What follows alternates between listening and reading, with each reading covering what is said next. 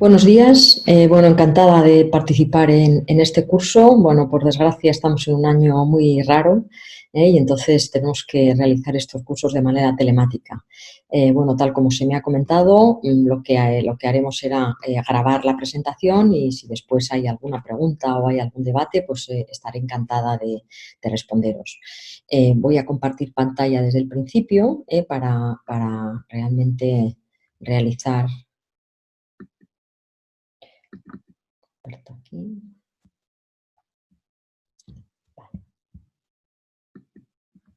Bueno, pues el trabajo o la clase que voy a dar es un ejemplo de una evaluación, en este caso de la renta de garantía de ingresos que realmente existe en el País Vasco.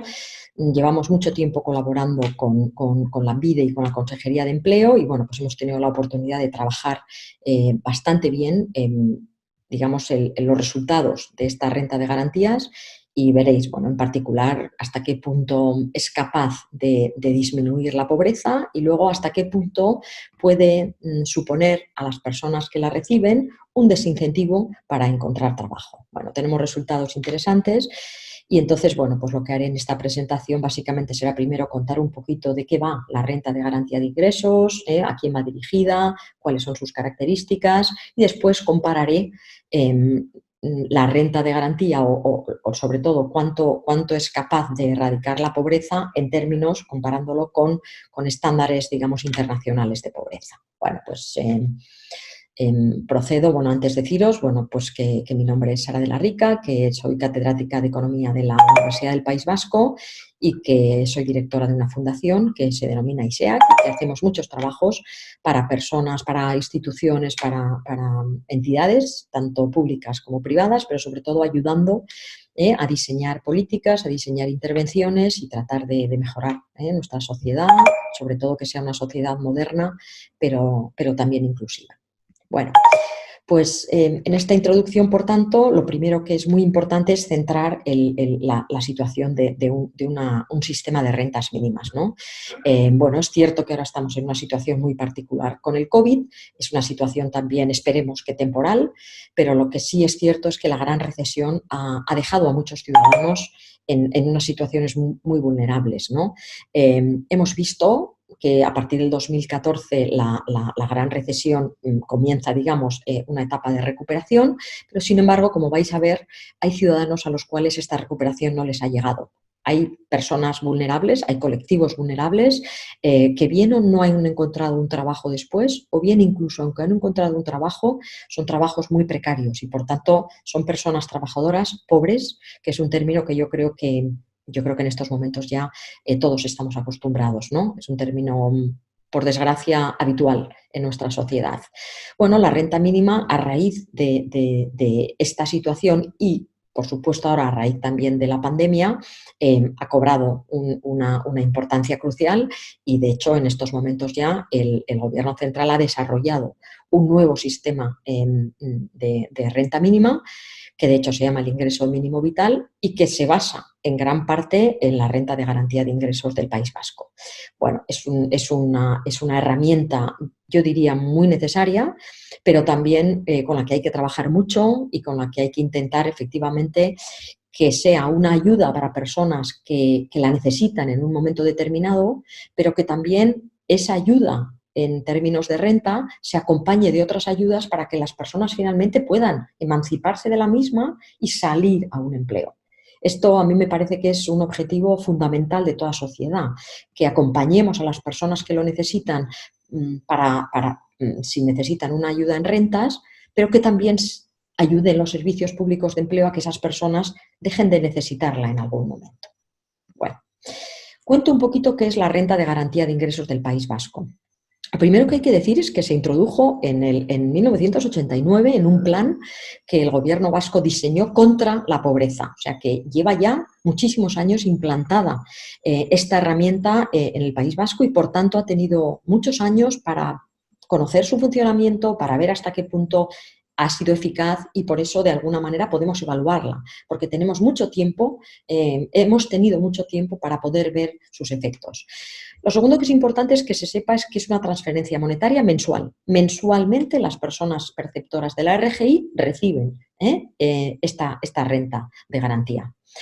Otra característica muy importante es que está destinada a unidades de convivencia, más o menos hogares, pero que vivan juntos. Podría pasar que en un hogar físico vivieran 2 unidades de convivencia y, por tanto, a cada una de ellas podría, en un momento determinado, dársela una RGI.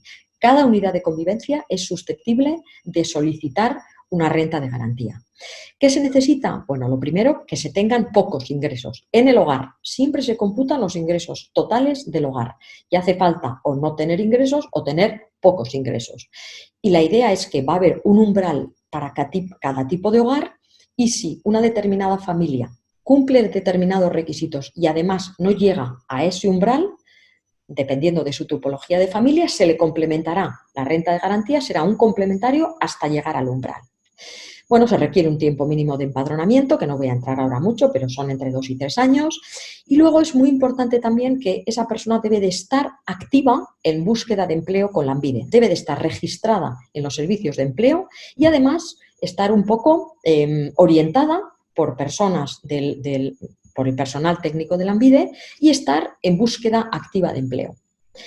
Además de eso, otro elemento muy importante es que lo primero es que es compatible con ingresos laborales. Si una unidad de convivencia recibe ciertos ingresos laborales, pero son muy bajos, la renta de garantía puede complementar a esa unidad de convivencia para que llegue hasta el umbral. Además, también se otorgan otros complementos. Por ejemplo, los perceptores de la RGI pueden recibir además una prestación complementaria de la vivienda.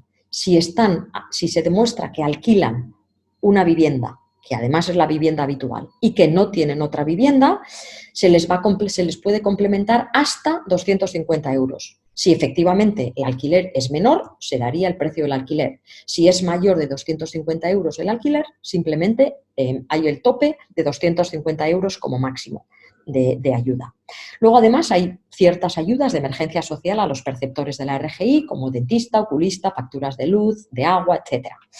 Además, hay estímulos al empleo, es decir, si una persona perceptora de la RGI recibe una oferta laboral, siempre se intenta que sea mejor que reciba la oferta laboral que no la acepte. ¿Qué podría pasar? Pues una persona perceptora de la RGI podría tener miedo ante una oferta laboral muy inestable, que si la coge realmente se le retire la RGI y en muy poco tiempo vuelva a estar sin ningún tipo de ingreso. Por eso existe una herramienta que se llama estímulos al empleo, por el cual se permite compatibilizar durante un tiempo parte de los ingresos derivados de un empleo con la RGI. De alguna manera son estímulos graduales, pero la idea un poco es que siempre sea mejor para la persona aceptar una oferta laboral que no aceptarla. Y luego, bueno, hay otra serie de ingresos menores como becas, ayudas a menores, etcétera. Bueno, ¿la RGI qué busca? Bueno, el objetivo principal, y esto es importante que tengamos en cuenta, es disminuir la pobreza. No es que las personas se inserten en el mercado laboral ni nada por el estilo, es ayudar a que las personas bien dejen de ser pobres o al menos se palíe su grado de pobreza. Pero, sin embargo, la RGI, desde el mismo momento en que se funda y que se implementa, tiene un objetivo social a medio plazo que es que las personas perceptoras se puedan emancipar de la RGI. Lo óptimo para una sociedad realmente es que nadie necesitara de una herramienta como esta porque nadie estaría por debajo de determinados umbrales. Pero si existen colectivos o unidades de convivencia por debajo de los umbrales, a medio plazo lo deseable sería que hubiera unos servicios de activación de manera que a medio plazo esos hogares dejan de percibir porque no necesitan ya, porque están por encima del umbral de la pobreza. Aquí es cierto que siempre existe el denominado peligro de trampa de pobreza, que es que, como he comentado antes, normalmente los colectivos que son perceptores de la RGI suele suceder que si aceptan o si reciben ofertas de empleo suelen ser muy precarias. Entonces, claro, existe el miedo para una persona perceptora de una renta de garantía a que si acepta un empleo muy precario, imaginémonos, de un fin de semana en un bar, pues si se le quita la RGI, pues su tendencia será no aceptarlo porque sabe que es algo a muy corto plazo y muy precario. Por eso hay que intentar vincular la renta de garantía de ingresos primero con estímulos al empleo, pero además con búsqueda activa de empleo y acciones formativas si hacen falta, para que esa persona se dote de las competencias necesarias que le hagan realmente poder colocarse en el mercado laboral, pues con unos empleos dignos, y que ellos mismos sean los mismos empleos los que les permiten tener unas rentas superiores claramente a los niveles de pobreza. Por eso, de alguna manera, hay que intentar compatibilizar esa política pasiva que se llama la RGI con activación laboral y con dar prioridad a que una persona, si encuentra un trabajo, por lo menos gradualmente se le permita recibir ambas prestaciones. Demos algunas cifras. Lo primero, estos son cifras del 18. ¿A cuántas personas cubre, digamos, la RGI? Pues básicamente al 6% de los individuos vascos, que son 60.000 hogares. Esto bajó en los años 2016, 17, 18, ha bajado a los casi 50.000. Es posible que ahora, con el COVID, haya subido casi a 60.000 hogares. Y esto básicamente, 60.000 hogares, pues beneficia a unos 125.000 individuos. La mitad de la población que recibe la RGI son personas activas, son hogares donde haya algún miembro activo, es decir, o desempleados o ocupados. De hecho, 2 de cada 3 perceptores de la RGI son desempleados, 1 de cada 3 es empleado. Es decir, es un empleado, pero que recibe un salario por debajo del umbral de pobreza que le correspondería a su hogar. Básicamente, la RGI tiene una cobertura del 25% del total de parados registrados. Es decir, de cada 4 parados registrados, 1 recibe la RGI. ¿Y más o menos cuánto se gasta el gobierno vasco? Pues todo el gasto en RGI, digamos que alcanza el 4,5% del gasto público. Y es menos de un 1% del PIB total del País Vasco. Estas son más o menos las cifras a grandes rasgos de la cobertura y del gasto que el gobierno vasco realiza todos los años en esta prestación para paliar la pobreza. Esta tabla es muy importante porque básicamente nos dice el mecanismo que funciona y que opera para la RGI. Entonces, esto es para 2018, pero ha cambiado poco. Y entonces, básicamente, la manera en cómo la RGI funciona es dependiendo del tipo de hogar, ¿vale? Entonces, a un hogar tipo 1 es un hogar de un adulto, será perceptor de la RGI siempre que cumpla determinados requisitos de empadronamiento y además en la totalidad de ingresos de su hogar, que son los suyos, sean menores a 644,49, ¿vale? Entonces, si una persona recibe, supongamos, 300 euros en un hogar de un adulto, pues se le compensará hasta alcanzar los 644, siempre 44,49. Siempre, como hemos dicho, lo que es la RGI es complementaria de los ingresos que ya reciba ese hogar. Si ese hogar, en vez de ser tipo 1, es tipo 2, que es un hogar de 2 adultos, entonces el umbral se establece en 827,69. Por tanto, se computa los ingresos totales de esos 2 adultos y si está por debajo de 827, se le complementa hasta llegar al umbral, ¿vale? El umbral tipo 3 es muy importante, primero porque básicamente casi el 50% de los hogares perceptores de la RGI son hogares tipo 3. Y es cuando son 3 o más personas, al menos 2 adultos. Por tanto, 2 adultos y un hijo, 2 adultos y 2 hijos, 2 adultos y un pensionista, haya o no hijo, todo lo que sea 3 o más cubre mediante, o corresponde al hogar tipo 3. Y entonces aquí una cosa importante, porque luego realmente es muy importante para los resultados, es que a partir de 3 personas, este hogar tipo 3 recibe 915,47 euros, sea el hogar de 3, 4, 5 o 7 personas. Es decir, está, digamos, como se suele decir, está topado por arriba. Claro, esto significa que hogares de 4, 5 o 6 personas tienen muchísimas más probabilidades de seguir siendo pobres aunque reciban la RGI, porque claramente las rentas que les dan están por debajo, están topadas por arriba, ¿vale? Y esto se va a reflejar claramente en los resultados. Ahora lo explicaré un poquito más en detalle. El hogar tipo 4 es aquello que es monoparental, o sea, solo padre o madre y donde haya un hijo. y a estos se les da 877,99. Fijaros una cosa, en un hogar monoparental con un hijo, clarísimamente, tiene pues 2 personas, ¿no? Bueno, pues digamos que el umbral se establece por encima de 2 adultos, donde aquí también hay 2 adultos. Entonces se prima un poquito los hogares monoparentales, ¿vale? Lo mismo si el hogar monoparental es de 2 o más hijos, que también queda topado, digamos, si son más de 2 hijos, en 965,87. Este es el hogar tipo 5. Luego, el hogar tipo 6 es también un adulto, pero sí es pensionista. Entonces, este hogar tipo 6, fijaros que recibe más renta que un único adulto. O sea, en este caso, el pensionista, para las personas, para el Servicio Público de Empleo, digamos que está beneficiado si la persona adulta es pensionista respecto a la persona adulta no es pensionista.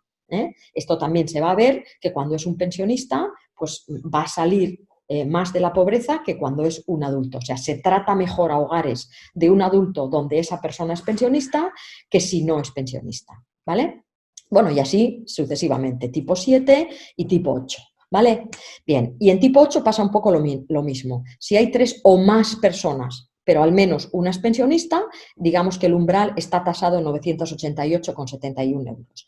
Aquí se da lo mismo si hay 3, 4, 5, 7 o 8 personas, al menos un pensionista, ¿vale? Bueno, esto es básicamente, por tanto, la regla que opera para dar la RGI a los diferentes hogares, ¿vale?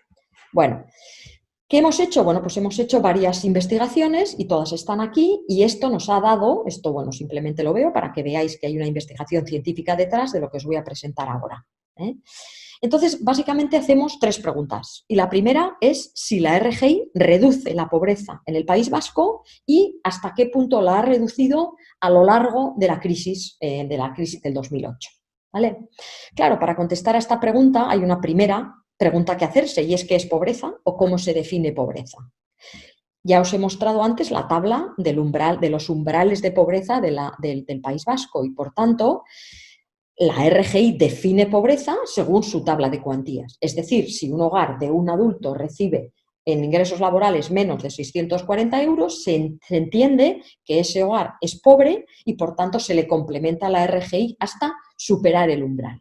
Sin embargo, esta no es la manera habitual de cómo, desde el punto de vista internacional, se contabiliza la pobreza, ¿no?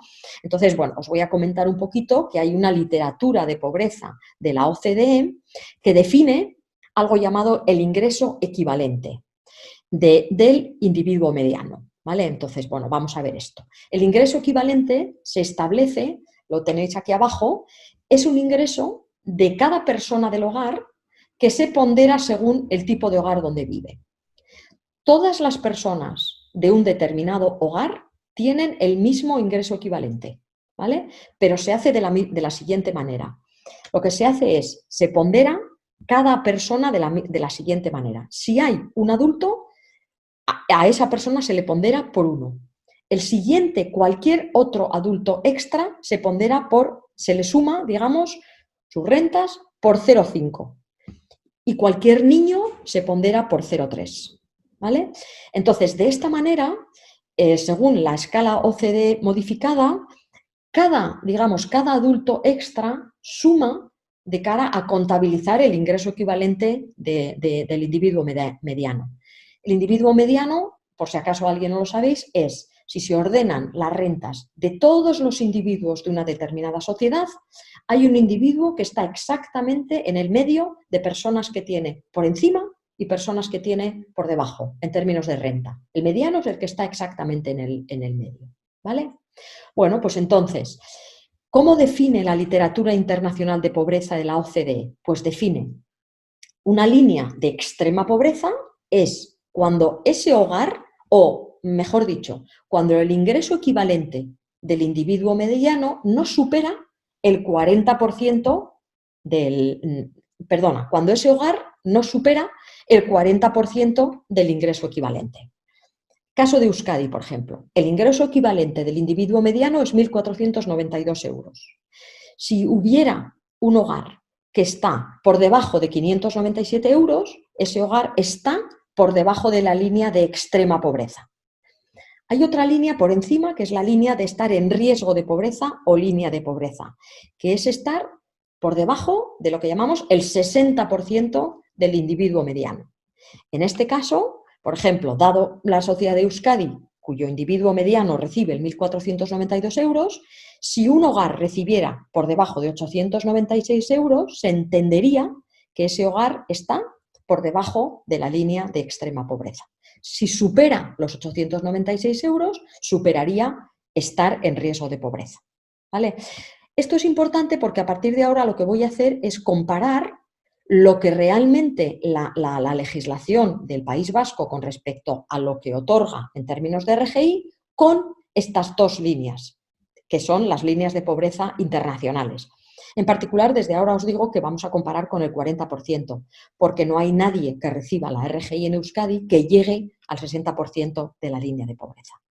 Bueno, entonces lo que voy a hacer ahora es comparar básicamente el 40% de la línea de extrema pobreza con lo que la RGI otorga a cada tipo de hogar.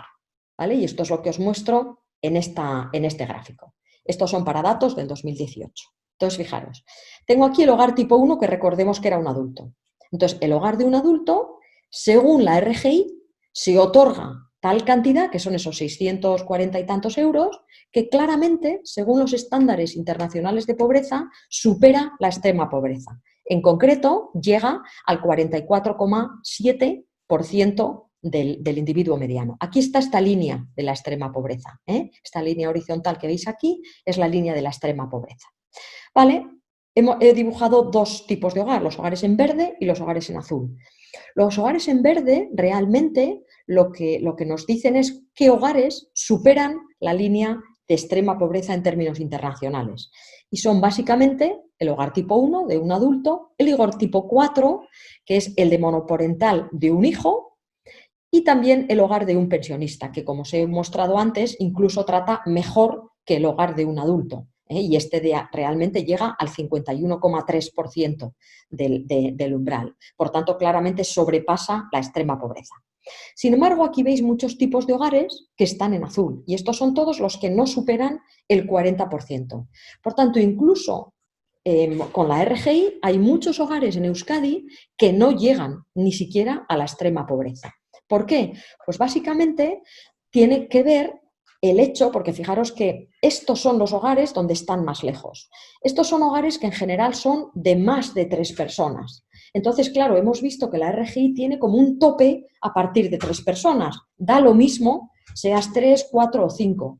Mientras que en el estándar internacional de pobreza, todas las personas del hogar suman realmente como necesidades para detectar quién está por encima y por debajo de la pobreza. Entonces, si la RGI de alguna manera tiene un tope a partir de 3 personas, pues lógicamente esos digamos, umbrales que tiene no llegan a los individuos o a esas familias más numerosas, que son, como veis, 2 adultos y 2 niños, 3 adultos, 2 adultos y 2 niños, y aquí también, ¿no? 2 adultos, 3 adultos con un pensionista, 2 adultos y un niño y un pensionista. En todos estos hogares, digamos, numerosos, la RGI no llega a superar el estándar internacional de extrema pobreza, básicamente por su configuración, por cómo están realmente dadas las cuantías. Una de las cosas que de nuestra colaboración con la Consejería de Empleo hemos hablado varias veces es que sería interesante que realmente siguieran un poquito estos estándares, por el cual no tuvieran ese tope a partir de hogares de 3 individuos. ¿Vale? Bien. Bueno, entonces, a partir de ahora, como veis entonces, para datos del 2018, pues hay hogares que reciben la RGI y superan los umbrales de la extrema pobreza, pero hay otros que no. Bueno, lo que hemos podido hacer, dado que tenemos datos a lo largo del tiempo, es ver realmente cuál es, según el umbral internacional de la extrema pobreza, cuál es realmente la incidencia de la extrema pobreza en Euskadi. Tenemos datos desde el 2008 para diferentes olas. Tenemos una encuesta muy interesante que realiza el Gobierno vasco cada 3 años, cada 2 años, perdón, y entonces nos permite computar realmente los umbrales de pobreza. Entonces, aquí lo que hemos hecho en la línea continua, lo que nos dice es qué personas desde el estándar de extrema pobreza son pobres, dado que digamos, teniendo en cuenta la existencia de la RGI.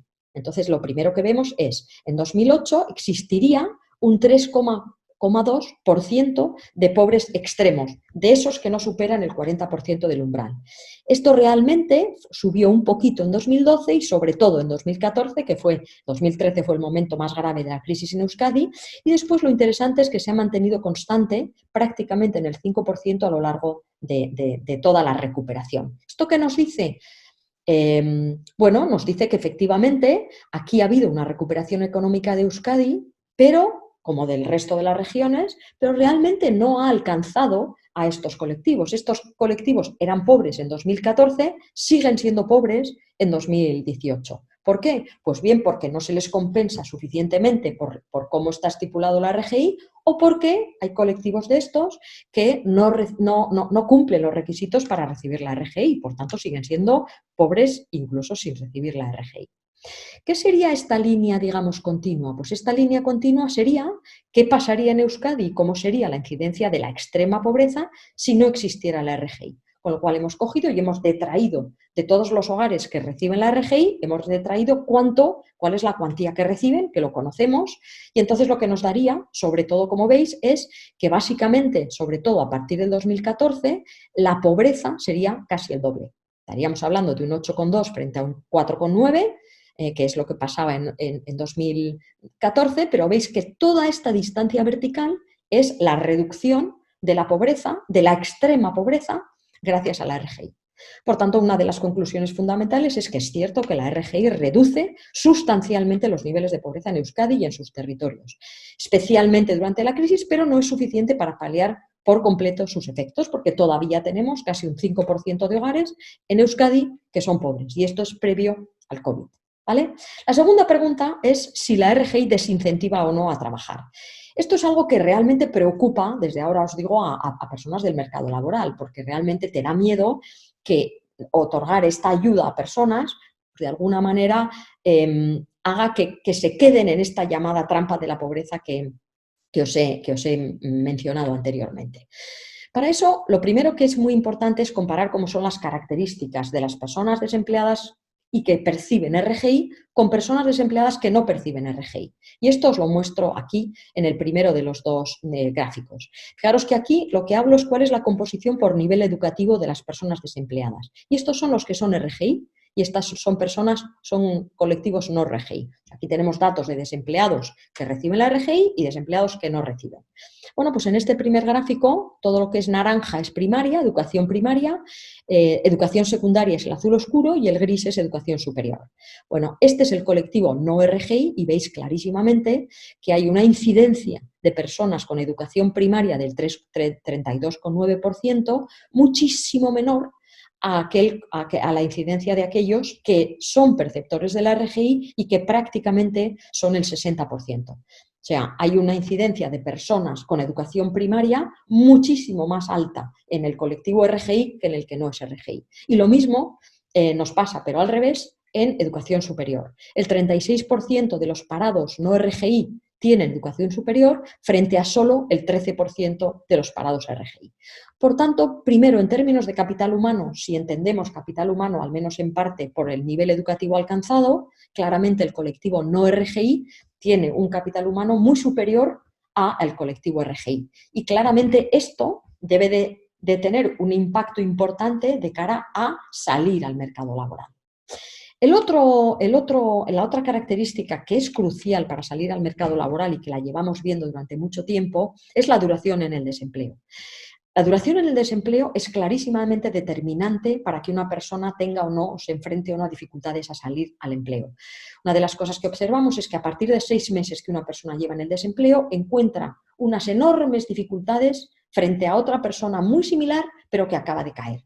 ¿Por qué? Bueno, pues entre otras cosas, primero porque la persona que acaba de caer en el desempleo está primero como muy conectada por redes de información, por la red laboral y por otro tipo de aspectos. Y por otra parte, porque no ha tenido tiempo a descapitalizarse su capital humano. Entonces, y puede ser también que el estar desempleado mucho tiempo produzca un estigma de cara al empresario o empresaria quien les vaya a contratar diciendo, bueno, pues que mande una señal de baja productividad laboral. Bueno, vemos que este es un factor determinante y claramente, fijaros, si os enseño aquí la duración del desempleo, pues vemos que más de 24 meses es la duración de un desempleo de muy larga duración, pues los colectivos RGI, el 52% llevan más de 24 meses desempleados. ¿Por qué? Pues entre otras cosas porque la RGI es un sistema que se llama de último recurso. Tú tienes que agotar primero la prestación contributiva, tienes que agotar otras prestaciones, por ejemplo las asistenciales, y por tanto, casi por composición, una persona RGI es un parado de larga duración. Y efectivamente, no solo de larga duración, que es el parado de más de un año, sino de muy larga duración. Fijaros que el 52% lleva más de 2 años parado, el 17% lleva más de un año desempleado, entre 1 y 2 años. Frente al resto del colectivo que no son RGI, donde efectivamente el paro de muy larga duración juega un papel mucho menor. 1 de cada 4 son parados de muy larga duración. Por tanto, esta es una segunda característica que diferencia claramente al colectivo RGI al no RGI. Y de hecho, esto se ve claramente en otro indicador aquí, que es la tasa de salida en cada mes al empleo. Si yo miro a todo el colectivo RGI y veo cuántos de los que están en el mes T desempleados salen en el mes T+1, en media salen solo el 3%. Si yo comparo lo mismo, todas las personas desempleadas, pero no RGI, que en un mes T están desempleados, ¿cuántos al mes siguiente salen al empleo? Son un 9%. Por tanto, hay una diferencia clarísima entre las personas que salen al desempleo cuando no son RGI respecto a los que son RGI. Entonces, claro, hay que tener en cuenta que hay unas diferencias en características apreciables. Entonces, la pregunta que nos hacemos es, bueno, esta diferencia en salida mensual, que además luego vamos a estimar en probabilidad de salida, ¿se debe a que son colectivo RGI y reciben esa prestación? ¿O se deben a que tienen unas características mucho más desfavorables en términos laborales para poder acceder a un empleo? Bueno, pues ese es el ejercicio que hacemos, que se llama una evaluación contrafactual. Vamos a tener que intentar asemejar las personas que son desempleadas pero que no son RGI a las personas que son RGI. Y de hecho esto se hace mediante unas metodologías estadísticas, que en este caso llamamos el Inverse Probability Weighting, que lo que hace es lo siguiente, y os lo explico de una manera visual, que es la única manera que ahora mismo tenéis que entender, que es: hay una variabilidad muy grande en el colectivo no RGI, aquí hay personas universitarias, hay personas jóvenes, hay personas que llevan poco tiempo desempleados, también hay personas desempleadas de larga duración, con estudios primarios, que son similares a estos, pero hay una variabilidad muchísimo mayor. ¿Qué se hace? Lo que se hace es ponderar a cada individuo de manera que se pondera muy fuerte aquellos que son más parecidos al colectivo RGI. Entonces, de alguna manera, yo cojo al colectivo no RGI y sobre todo tengo en cuenta aquellos que son muy parecidos, pero en cualquier caso son colectivo no RGI. Y entonces, de alguna manera, ahora son mucho más comparables, porque estos no reciben RGI y estos sí, pero sus características observables ahora son similares. Por tanto, las diferencias que tienen ese tipo de características ya las he quitado. A partir de ahí computo la probabilidad de salir a un empleo. Y de hecho, lo que veo es que exactamente este colectivo que ya tiene las mismas características de RGI, aunque no sean RGI, salen al empleo exactamente a la misma tasa que encontraba yo que salían el colectivo RGI. Además, hemos hecho muchos test de robustez. O sea, realmente este resultado es muy robusto. Una vez que ponemos las mismas características en términos de mercado laboral a las personas que son desempleados pero no son RGI, que sean comparables al colectivo RGI, encontramos que efectivamente la probabilidad de salir a un empleo es exactamente la misma. Y esto nos permite llegar a esta conclusión, y es que no es la RGI quien retrasa la salida a un empleo, son las características desfavorables que tienen estas personas. ¿Por qué? Pues porque hemos visto claramente que un colectivo que sea no RGI, pero de iguales características que el colectivo RGI, encontramos que tienen exactamente la misma dificultad. Por eso podemos decir esta conclusión, que es que son sus características y no la RGI lo que provoca sus bajas tasas de salida. Este es el primer resultado importante. Por tanto, no es la RGI, son las características desfavorables. Y por eso es tan importante que realmente procedamos a activación de estas personas, a dotarles de las competencias que les pueden permitir entrar en el mercado laboral. Bueno, la tercera pregunta entonces es ¿hasta qué punto funcionan los servicios de Lanbide para el colectivo RGI? Los servicios sobre todo de orientación o de formación. Son sobre todo lo que llamamos las políticas activas de empleo. Como sabemos quién recibe dentro de los colectivos RGI, quién recibe servicios públicos, servicios de orientación o servicios de formación y quién no, podemos hacer un ejercicio similar al que hemos hecho antes. Primero, algunos datos que son importantes. Solamente dentro de los perceptores de la RGI, lo que observamos en los datos es, para datos del 18, que solamente el 40% de los perceptores de la RGI reciben servicios de Lanbide. Y esto realmente de alguna manera nos ha sorprendido. Entendemos que todo el mundo debería de estar en servicios de activación, además viendo las características tan desfavorables que tienen. Por eso uno de los retos que tiene Lanbide es claramente activar a todas las personas que están tanto perceptoras de RGI como no perceptoras, pero desde luego sobre todo al conjunto de perceptoras de RGI que sabemos que tienen una problemática importante en términos de su capital humano. ¿Cuáles son los servicios que reciben dentro de este 40%? Pues básicamente de orientación. Casi la mayoría, casi la totalidad, lo que reciben son servicios de orientación. Y solamente un 2,3% reciben acciones formativas. Esta es otra de las características que nos sorprende, porque realmente viendo un tanto tiempo que llevan desempleados y viendo además que la mayoría tienen solamente formación educativa primaria, pues entendemos que estas personas debieran de acceder a muchísimas más acciones formativas. Por eso decimos que es muy importante que haya una vinculación con activación muchísimo más presente de la que en estos momentos existe. Bueno, el ejercicio que hacemos para al menos ver si los servicios de formación y de orientación sirven es similar. Cogemos a todas las personas perceptoras de RGI, algunos reciben servicios y otros no reciben servicios. Y entonces, aquellos que reciben servicios, miramos cuál es la probabilidad de salida. Y luego, aquellos que no reciben ningún tipo de servicio, tratamos de, digamos que, asemejarlos en términos de características, lo más posible a las características de los RGI que reciben servicios. Lo mismo si son servicios formativos que si son servicios orientativos, pero lo hemos hecho separadamente, ¿vale? Bueno, el resultado es que efectivamente son útiles los servicios de activación.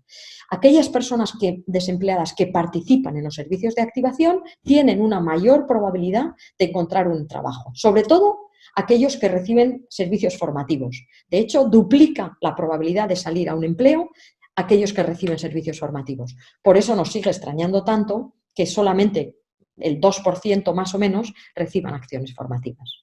Bueno, de ahí que las conclusiones fundamentales de esto, que realmente os quiero ya simplemente para terminar trasladar, es: nos parece muy importante para que la RGI actúe mejor como paliador de la pobreza que la cantidad que realmente el gobierno vasco otorga de RGI sea en función de los hogares, del número total de personas del hogar y que no tenga digamos, un tope en 3 personas. Nos parece muy importante vincular políticas activas y pasivas para los perceptores de la RGI, puesto que hemos visto que los sistemas de activación funcionan, pero en nuestra opinión no se otorgan al suficiente número que debieran. El papel de los servicios públicos de empleo es muy importante y también creemos que es muy importante evaluar hasta qué punto la RGI es buena para paliar la riqueza y estar evaluando constantemente cuáles son los servicios mejores, sobre todo para reforzarlos, y aquellos que realmente se demuestre que no son útiles, pues para erradicarlos. Bueno, y con esto termino un poquito la presentación, esto era lo que quería, y después, bueno, si hay momento para preguntas, pues estaré encantada de contestarlas. Muchísimas gracias por vuestra atención.